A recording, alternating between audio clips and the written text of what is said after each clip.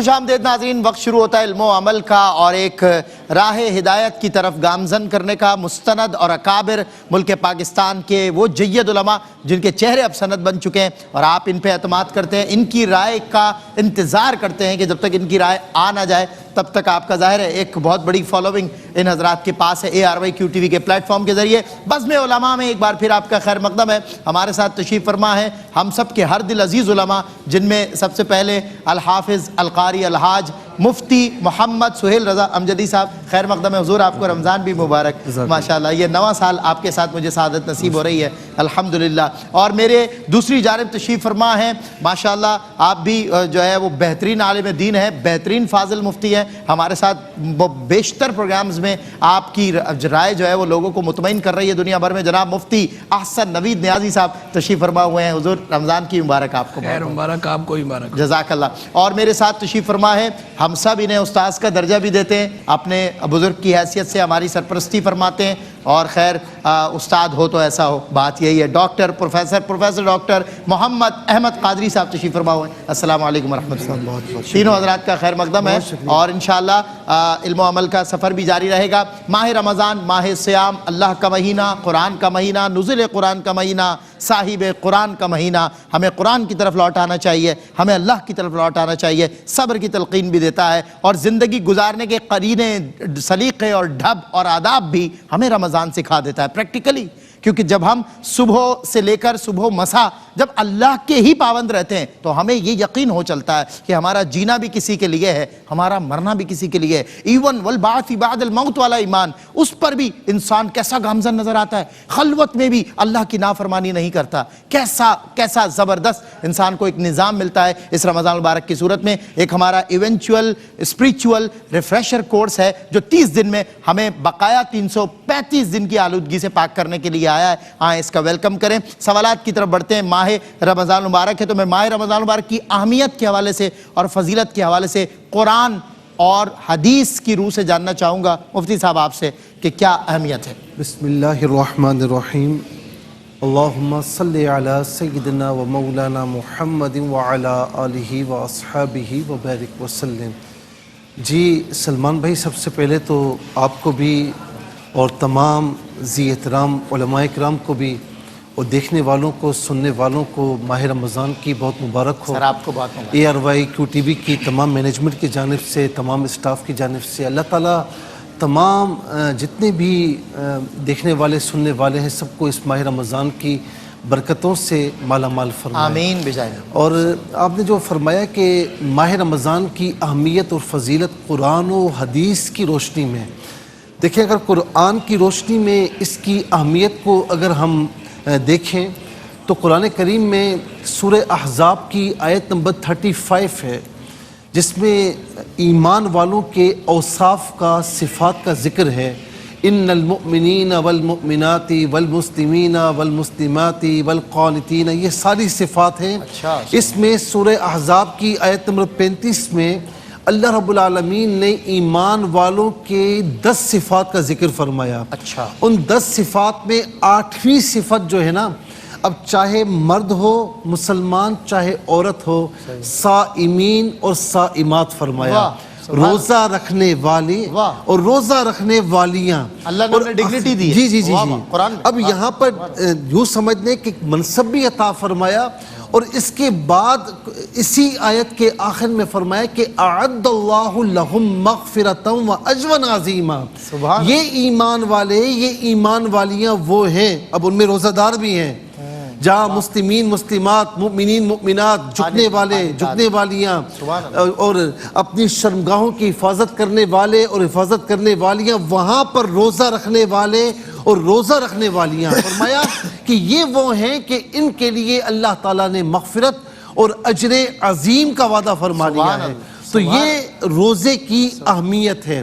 اور جہاں تک کہ اس کی فضیلت کی بات ہے تو یہاں پر آپ دیکھیں کہ سورہ بقرہ کی آیت نمبر 183 میں جو فرمایا نا کہ یا ایھا الذین کتبا یا ایھا الذین آمنوا کتب علیکم الصیام کما کتب علی الذین من قبلکم، اے ایمان والو تم پر روزے فرض کیے گئے تو جس طرح تم سے پچھلی امتوں پر فرض کیے گئے تھے. صحیح. اب یہاں سے ہمیں پتہ چلتا ہے اس کی فضیلت کے بارے میں کہ روزے اتنی فضیلت والے ہیں کہ اللہ تبارک و تعالیٰ نے روئے زمین پر کبھی بھی انسانوں کو اس سے محروم نہیں رکھا. یعنی ہر تاریخ ہے امت پر جی تاریخ ہے اس کی تاریخ ہے کہ ہر امت پر کسی نہ کسی صورت میں فرض کیے گئے ہیں. کما کتب علی الذین من قبلکم فرض کیے گئے ہیں.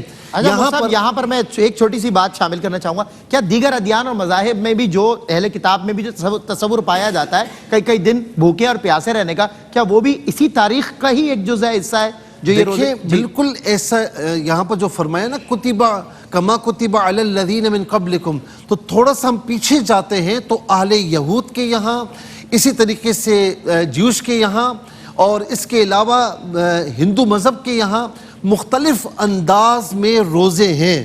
بالکل ہیں جی جی جی. کوئی کس کی یاد میں روزے رکھا کرتا تھا، پھر کچھ بڑھا لیا کرتا تھا، کہیں پر کچھ چھوڑ کر کچھ بڑھا لیا کرتے. تو یہ معلوم ہمیں ہوتا ہے کہ کسی نہ کسی صورت میں روزوں کی فرضیت یا روزے تھے. لیکن ایک بات ضرور ہے، یہ تو اس کی فضیلت ہے نا کہ ساری امتوں پر کسی نہ کسی صورت میں تھے. ایک بات ضرور ہے کہ جس صورت میں اس امت محمدی کو عطا فرمائے گئے اور جس اہمیت کے ساتھ عطا فرمائے گئے، تو ایسی صورت کسی اور کو عطا نہیں فرمائی گئی کہ ایک ایک افطار کے وقت 10 لاکھ جہنمی آزاد ہو رہے ہیں. اور اللہ رب العالمین پھر اسی رمضان کی آخری اس میں فرماتا ہے کہ اس مزدور کی کیا مزدوری کہ جس نے میری مزدوری کی ہو. تو عرض کرتے ہیں کہ مولا اس کو اجر ملنا چاہیے، تو فرماتا ہے کہ گواہ رہنا کہ جتنے بھی روزے دار ہیں ان کو میں نے مزدوری میں ان کی بخشش فرما دی. تو یہ اس کی اہمیت اور فرضیت ہے. بس میں آخری بات کہنا چاہوں گا کہ یہاں پر مشکات شریف کی حدیث ہے اور کتاب الایمان کی حدیث اور فصل اول کی حدیث ہے. اس میں عمر بن خطاب رضی اللہ تعالیٰ عنہ راوی ہے اور بڑی عجیب و غریب حدیث ہے. ایک آنے والا آیا، کہتے ہیں کہ جا رجل، آنے والا آیا اور اس کے جو بال ہیں وہ بھی پراگندے سے ہیں. ایسا معلوم ہوتا ہے کہ کوئی اجنبی سا ہے اور سفر کے آثار بھی اس پر نہیں ہیں. اور آ کر حضور نبی کریم علیہ السلام کی بارگاہ میں حاضر ہوئے. عرض کی یا رسول اللہ یہ بتائیں اسلام کیا ہے؟ آقا علیہ السلام نے بتایا. تو اسلام میں کیا چیز بتائی کہ فرمایا کہ شہادت دینا اور دوسری تقیم الصلاۃ، نماز کو قائم کرنا، توتی الزکاۃ، زکوٰۃ کی ادائیگی، تصوم رمضان. یہ رمضان کی اہمیت ہے کہ رسول اللہ صلی اللہ علیہ وسلم کی بارگاہ میں ایک آنے والا آیا اور وہ آ کر پوچھ رہا ہے اور تصدیق بھی کر رہا ہے جب آقا بتا رہے ہیں. تو جتنے بھی دین کے پلرز ہیں اس میں ماہ رمضان کے روزے بھی ہیں. اور ایک بات یہ عرض کروں کہ آخر میں جب وہ تشریف لے گئے تو عمر بن خطاب رضی اللہ تعالیٰ عنہ فرماتے ہیں کہ آقا علیہ السلام نے فرمایا تمہیں پتہ ہے کون آیا تھا؟ تمہیں کوئی کون دین سکھا رہا تھا؟ تو عرض کی یا رسول اللہ میں نہیں معلوم. فرمایا کہ جبریل یہاں پر آئے تھے اور آ کر تمہیں دین سکھا کر چلے گئے. اللہ اکبر اللہ. یعنی یہ اہمیت اور یہ فضیلت اور یہ ایون وہ رکھنے والے، وہ جس طرح آپ نے بولا صائمین صائمات، یعنی وہ مرد وہ عورت جو روزے دار ہوتے ہیں، اللہ انہیں قرآن میں پروٹوکول دیتا ہے، ان کی عزت بڑھاتا ہے اللہ تعالیٰ جسے اللہ عزت دے. اور پھر وَتُعِزُّ مَن تَشَاءُ وَتُذِلُّ مَن تَشَاءُ کا بھی اللہ رب العزت ہی اسی پر قادر ہے. تو اللہ خود ذکر کر کے جسے عزت دے رہا ہو اس کی عزت کیا ہوگی. پھر اس کے باوجود مفتی صاحب قبلہ حسن نبی نیازی صاحب تشریف فرمائے، اس کے باوجود لوگ جو ہے وہ روزے کو فی زمانہ اس دور میں یا پچھلے سالوں میں گزشتہ سالوں میں ہم نے دیکھا کہ وہ ذرا سی مجبوری بتا کے جی یہ ہو گیا وہ ہو گیا اور روزہ نہیں رکھتے. مطلب اس کی فرضیت سے انکاری نہیں ہے، کسی حد تک پوچھا جائے تو نہیں فرض تو ہے لیکن جی وہ یہ بھی تو ہے نا مجھے یہ تکلیف عارضہ. بہرحال میں چاہتا ہوں ابھی فرض کی، ابھی ہم نے رمضان کی امپورٹنس پہ بات کی، روزے آپ نے فرمایا، روزے کی جو فرضیت ہے وہ قرآن اور حدیث سے مجھے بتائیں آپ. بسم اللہ الرحمن الرحیم، صلی اللہ علیہ حبیبی محمد وعلی آلہ وصحبہ بارک وسلم. رمضان شریف کا جو روزہ ہے یہ روزہ کتاب اللہ سے بھی فرض ثابت ہوتا ہے، سنت رسول اللہ صلی اللہ علیہ وسلم سے بھی ثابت ہے اس کی فرضیت، اور اجماع امت سے بھی ثابت ہے. یعنی جو 4 دلائل ہیں ان میں سے ابتدائی 3 دلائل کتاب اللہ، سنت رسول اللہ، اجماع امت، تینوں سے روزے کی فرضیت ثابت ہے ماہ رمضان کی. صحیح. تو اسی سے اہمیت کا اندازہ لگا لیں کہ ایک دلیل بھی ہوتی نا تو کافی تھی. یعنی کسی ایک دلیل سے بھی، جو 4 دلائل کہلاتے ہیں دلہ اربع، ان میں سے کسی ایک دلیل سے بھی کوئی چیز ثابت ہو جائے تو بھی کافی ہے. لیکن یہاں تو یہ سب سے ہی ثابت ہے. جناب کتاب اللہ سے بھی اس کی فرضیت ثابت ہے، سنت رسول اللہ علیہ السلام سے بھی فرضیت ثابت ہے، اجماع امت سے بھی ثابت ہے. اچھا، قرآن مجید پسندیدگی کا بھی اظہار ہو رہا ہے. اس سے بھی انداز اللہ کتنا پسند بالکل. فرماتا. اور قرآن مجید فرقان حمید برہان رشید کو جب آپ اٹھائیے سورہ بقرہ کے اندر، جہاں اللہ تعالیٰ نے فرمایا یا ایھا الذین آمنوا کتب علیکم الصیام کما کتب علی الذین من قبلکم لعلکم تتقون. یہاں یہ فرضیت کا بیان ہو رہا ہے، ایمان والو تم پر روزے فرض کیے گئے ہیں. کتب علیکم ای فرض اللہ علیکم، اللہ نے تم پر فرض کیے ہیں، تم پر فرض کیے گئے، لکھ دیے گئے ہیں، یعنی تم پر فرض کر دیے گئے ہیں روزے، جس طرح تم سے پہلے والوں پہ فرض کیے گئے تھے. اور آگے وجہ بھی ارشاد فرما دی، حکمت بھی بیان فرما دی، لعلکم تتقون، تاکہ تم پرہیزگار ہو جاؤ. پھر اسی سورہ بقرہ میں آگے جہاں اس بات کا ذکر فرمایا شہر رمضان الذی انزل فیہ القرآن، جہاں اس کو قرآن کے ساتھ جو ربط ہے، جو ریلیشن ہے اس ماہ رمضان کا، وہ ذکر کیا. تو آگے فرمایا فمن شہد منکم الشہر فلیصم، تو جو تم میں سے اس مہینے کو پالے تو اس کا روزہ رکھے. امر کا صیغہ ہے اور یہ ہمارا ضابطہ ہے، الامر یفید الوجوب. صیغہ امر یہ وجوب کا، فرضیت کا فائدہ دیتا ہے جبکہ دیگر قرائن موجود نہ ہو. مطلق امر کا صیغہ ہو فرضیت کا فائدہ دیتا ہے، مطلق امر کا صیغہ ہے پتہ چلا فرض ہے. تو قرآن مجید فرقان حمید کی 2 آیتیں میں نے پڑھ دی، دونوں سے اس کی فرضیت ثابت ہو رہی ہے روزے کی، ماہ رمضان کے روزے کی. حدیث کی طرف آئیے تو حدیث تو بے شمار ہیں. بطور مثال جو ہے بطور مثال جو ہے متفق علیہ حدیث ہے، صحیح بخاری صحیح مسلم دونوں میں موجود ہے. بنی الاسلام علی 5، اسلام کی بنیاد 5 چیزوں پر رکھی گئی ہے. شہادت اللہ الہ الا اللہ وان محمد رسول اللہ، اس بات کی گواہی دینا کہ اللہ کے سوا کوئی معبود نہیں اور محمد اللہ کے رسول ہیں صلی اللہ علیہ وسلم. آگے فرمایا اقام الصلاۃ و ایتاء الزکوٰۃ و حج البیت و صوم رمضان، اور نماز قائم کرنا، زکوٰۃ دینا، بیت اللہ کا حج کرنا، رمضان کا روزہ رکھنا. یہ حدیث شریف کے اندر بیان یعنی یہاں سے بھی لازم ہو گیا، یہاں سے بھی لازم ہوا. پھر آگے قرآن سے حدیث سے، پھر آگے یہاں بھی حدیث شریف ایک دوسری جس کے اندر اس بات کا ذکر ہے کہ شہر رمضان فرض اللہ علیکم صیامہ وسننت لکم قیامہ، کہ یہ رمضان کا مہینہ ہے، اللہ نے تم پر اس کے روزے فرض کیے ہیں اور میں نے اس کا قیام تمہارے لیے سنت بنا دی ہے. تراویح کی طرح، تراویح سنت ہے تو سرکار علیہ السلام نے قیام کی طرف اشارہ قیام سے مراد ہے. رمضان کا جو روزہ ہے یہ اللہ نے فرض کیا ہے، اور جو اس کا قیام ہے تراویح ہے، اس کو میں نے سنت موقدہ بنا دی ہے. فرض کب ہوا ہے؟ 2 ہجری میں جب سرکار صلی اللہ علیہ وسلم مدینہ منورہ تشریف لائے ہیں، سنہ 2 ہجریہ میں رمضان شریف کا روزہ فرض ہوا ہے. اس سے پہلے حضور جان علیہ السلام عاشورہ کا روزہ رکھتے تھے، پابندی سے رکھتے تھے، مسلمانوں سے بھی رکھواتے تھے. جب ماہ رمضان کے روزے فرض کیے گئے اب آپ نے رخصت دے دی، فرمایا جو چاہے عاشورہ کا روزہ رکھے، جو چاہے فمن شاء تارکا وہ چھوڑ دے. لیکن یہ رمضان کے روزے فرض ہیں، اس کو بلا عذر شرعی نہیں چھوڑ سکتے. کیا بات! روزہ ان روزوں سے پہلے بھی باقی تھا تاریخ میں، آپ علماء نے فرمایا روزہ رمضان کے روزے فرض ہونے سے پہلے بھی سرکار دو عالم سے ثابت ہے، باقی تھا. یعنی اللہ رب العزت کو روزہ کتنا محبوب ہے اور روزہ رکھنے والے کتنے محبوب ہوں گے، کتنا اللہ ان پہ پیار فرمائے گا. پروفیسر ڈاکٹر محمد احمد قاضی صاحب سے حضور قبلہ یہ جو روزے کے اوقات کار ہیں، میں چاہتا ہوں اس کے حوالے سے کچھ قرآن و حدیث سے ذکر ہو جائے، کس طرح اللہ تعالیٰ فرماتا ہے. اعوذ باللہ من الشیطان الرجیم، بسم اللہ الرحمن الرحیم. مولانا صلی وسلم دائما ابدا علی حبیبک خیر الخلق کلہم یا رب بالمصطفیٰ بلغ مقاصدنا واغفر لنا ما بدا یا واسع الکرم. بعد حمد و صلات کے حضرات علماء کرام نے جس خوبصورت پیرائے میں فرضیت اور اہمیت کی جانب اشارہ کیا ہے، یہ دونوں افعال اس وقت تک مکمل نہیں ہو سکتے جب تک کہ اس میں اوقات کا تذکرہ نہ ہو. صحیح. اور ایک بات عرض کرتا چلوں کہ قبلہ برادر محترم مفتی صاحب نے جس خوبصورت انداز سے اس فضیلت کو سابقہ امم کے حوالے سے بیان کیا اور قبلہ مفتی حسن نیازی صاحب نے بھی بیان کیا، اس میں ذرا سا ایک ریلیشن شپ رکھے کہ یہ اوقات کا تعین صرف امت مسلمہ کے لیے نہیں ہے بلکہ امم سابقہ کے لیے بھی ہے. جناب میں پوری ذمہ داری سے بات کہہ رہا ہوں. اور تعین اوقات میں پوری طرح سے ان کا بھی ایک نظام العمل اور نظام الاوقات ہے عبادت کا. صحیح. یہ جو قرآن کریم کی آیت ہے کلو وشربو کے حوالے سے، کھاؤ پیو، لوگوں نے اب یہ کہا کہ کلو وشربو، اب اگلا حصہ نہیں پڑھتے کہ بھائی کوئی پابندی بھی ہے کھانے پینے کی یا اپنی مرضی کے مطابق کھاتے رہو، جب چاہو کھا لو، جب چاہو جب تک چاہو سحری کرتے رہو، جب تک چاہو افطار کرتے رہو. تو تعین اصل میں جس کو آپ کہتے ہیں کہ وہ آج کی زبان کے اندر کہ اسپیسیفیکیشن آف ٹائم، تعین وقت، بالکل صحیح. یہ اتنا بڑا قرآن کریم کا فلسفہ ہے، اور یہ نص قطعی ہے کہ اس کے بعد کسی کی دلیل کی اور کسی کی تشریح کی انٹرپریٹیشن کی ضرورت نہیں ہے. صحیح. یہ کیا ہے؟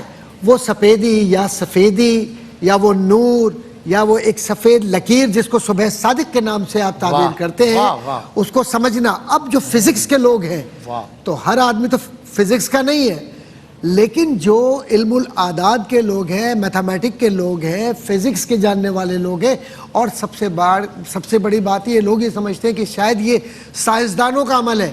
جابر بن حیان پہلے عالم تھا، بعد میں سائنسداں تھا. جی. ہم نے یہ سمجھ لیا کہ شاید سائنسداں بالکل ایک آسمان سے اتری ہوئی مخلوق ہے جسے دین کا علم نہیں ہوتا تھا. پہلے یہ ہوتا تھا کہ جو دین جانتا ہے وہی عدد کو بھی اور وقت کی تقسیم کو بھی اور وقت کے تعین کو بھی اور وقت کے گھٹانے بڑھانے کو. آج آپ امریکہ میں بیٹھ کر پینٹاگون کو یا ناسا کے بتائے ہوئے وقت کے مطابق 2 گھنٹے بڑھا دیتے ہیں آپ، اور 2 گھنٹے کم کر اور 1 گھنٹا کم کر دیتے ہیں. بالکل صحیح. بالکل ابھی 2 دن پہلے یہی ہوا ہے امریکہ میں، 2 گھنٹے بڑھ بھی جاتے 2 گھنٹے بڑھا دیے انہوں نے. میرے سامنے بڑھا. ٹھیک ہے جی، 2 گھنٹے بڑھا دیے، اور اس کے بعد آپ نے 1 گھنٹہ کم. سوال یہ پیدا ہوتا ہے کہ سورج وہی ہے، چاند وہی ہے، تو آپ وقت کا تعین خود کیسے کر رہے؟ صحیح. تو قرآن کریم نے کہا کہ تمہیں گھٹانے بڑھانے کے معاملات میں پریشان ہونے کی ضرورت نہیں ہے، اور نہ یہ سائنسی مشینوں کی آپ محتاج ہوں گے. ہم تمہیں بتلا دیتے ہیں کہ صبح صادق کیا ہے، اور نور کہتے کس کو ہے. تو جب وقت ہمارا بنایا ہوا ہے اور ہمارا پابند ہے تو تم کھاؤ گے پیو گے بھی اس وقت جب ہم کہیں گے تو کھانا چھوڑ دینا، ہم کہیں گے تو کھانا شروع کر دینا. اسی لیے حضرات علماء تم بھی ہمارے پابند اور وقت بھی ہمارا پابند. جی. اور ایک بات عرض کرتا چلوں، اب یہ ہماری ایک روش بن گئی ہے کہ اذانیں ہو رہی ہیں، ہم اس وقت تک برتن میں ہاتھ ڈالے ہوئے کھا رہے ہیں بیٹھے ہوئے. بھائی جب روزہ رکھنا ہے اور نیت آپ نے رات کو کر لی ہے تو آپ اس بات کی بھی نیت کیجئے کہ صبح صادق سے پہلے اپنے معاملات ٹھیک کر لیجئے. اور سحری دیر میں کرنا، لیکن اس میں اتنی دیر ہو جائے کہ بھوکے رہ جائے، یا سحری اتنی دیر میں کرنا کہ تعین اوقات میں کہ وہ وقت نکل جائے اور آپ صبح صادق کے بعد آپ چلے جائیں دوسرے وقت میں، تو یہ معیوب ہے، نہ کرے. بلکہ قرآن کریم کی جو نص ہے اور حضور کریم صلی اللہ علیہ وسلم کا جو عمل ہے، اور وہ عمل یہ کہ حضور سحری کیا کرتے تھے اور بالکل آخری وقت میں جا کر اس طرح نہیں کرتے تھے کہ وقت نکل جائے اور پھر وہاں رک جایا کرتے تھے. حضور نے جس شے کو وما آتاکم رسول فخذوہ وما نہاکم عنہ فانتہوا، تو رک جاؤ جس پر روک دیا گیا اور جہاں اجازت دی گئی وہاں آپ کھائیے. کیا بات. ابتدائے وقت سے انتہائی وقت تک کا فلسفہ آپ نے خوبصورت انداز سے سمجھایا سر. ہیڈ سافٹ ماشاءاللہ. یعنی وقت بھی اللہ فرماتا ہے ہمارا پابند ہے، نظام بھی ہمارا پابند ہے، اور تم بھی ہمارے پابند ہو. تو ہمارے ہی پابند رہو گے تو انشاءاللہ دنیا و آخرت میں سرخرو رہو گے، اور جہاں ہماری پابندیوں سے باغی ہوگے یا اس سے راہ فرار اختیار کرو گے دنیا و آخرت میں ذلت ہوگی. عزت کا مالک بھی وہی ہے، ذلت دینے والا بھی وہی ہے. اور عزت وہ کن لوگوں کو دیتا ہے؟ جو روزہ رکھتے ہیں، جو روزے دار ہوتے ہیں. بریک کے بعد ہوتی ہے ملاقات آپ کی لائیو ٹیلی فون کالز کے ساتھ. جی ہاں، تیار رہیے گا. اس بریک کے بعد لائیو ٹیلی فون کالز پہ آپ کریں گے فقہی شرعی سوالات، اور مفتیان کرام حضرات علماء دیں گے ان کے جوابات اس بریک کے بعد. اتنا ہمارا اتنا تمہارا شان رمضان ہے مومن.